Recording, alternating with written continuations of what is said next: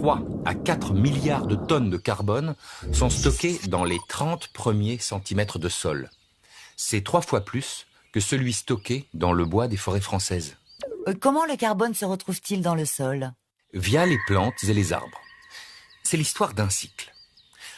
Prenons une plante ou un arbre.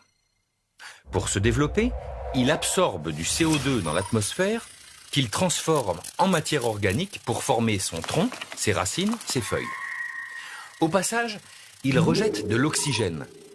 C'est ce que l'on appelle la photosynthèse. Et puis, cet arbre mange aussi. Sa nourriture, il la trouve dans le sol. Il y puise tous les nutriments et les minéraux qui lui sont essentiels, comme l'azote, le phosphore, le fer, le potassium, le calcium et le magnésium. Lorsque l'arbre meurt, ou que ses feuilles, ses branches mortes retournent au sol, elles se transforment en matière organique.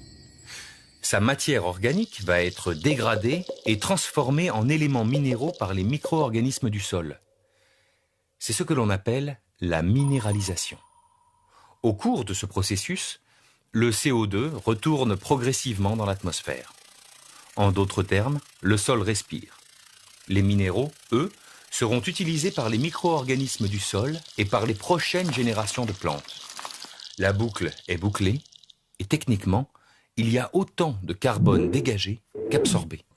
L'idée, c'est d'adopter des pratiques agricoles qui n'épuisent pas nos sols, qui sont une ressource limitée et que l'on met à rude épreuve. Bref, il est indispensable d'agir si on veut ralentir le réchauffement climatique et surtout si on veut avoir à manger pour les années à venir.